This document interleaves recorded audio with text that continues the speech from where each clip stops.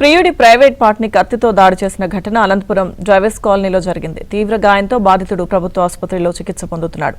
తాడిపత్రికి చెందిన auto driver Suresh సునీతతో వివాహేతర సంబంధం కొనసాగిస్తున్నాడు. అయితే తన కూతురుపై సురేష్ అనుచితంగా ప్రవర్తించడంతో పలుమార్లు సునీత హెచ్చరించింది. అయినా పద్ధతి మార్చుకోకపోవడంతో విసిగిపోయిన సునీత సురేష్ ప్రైవేట్ పార్ట్ని కత్తితో తీవ్రంగా గాయపరిచింది.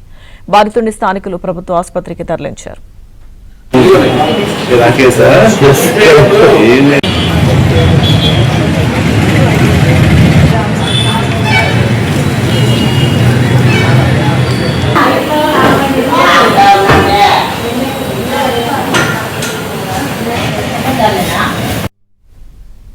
అనంతపురం జిల్లాల ఘటనకు సంబంధించిన పూర్తి సమాచారం మా ప్రతినిధి సురేష్ అందిస్తారు.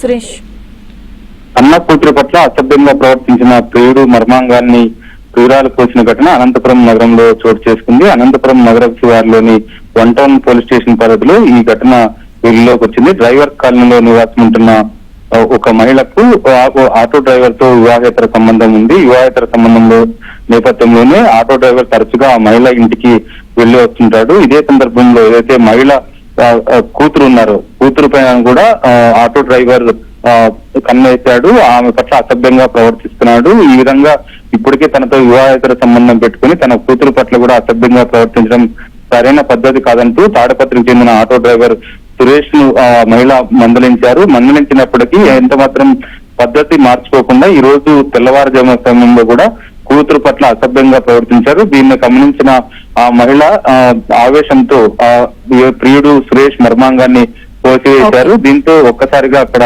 కలకలం రేగింది. చికిత్స నిమిత్తం అనంతపురం ప్రభుత్వ ఆసుపత్రికి తరలించి చికిత్స అందిస్తున్నారు. థాంక్యూ సురేష్.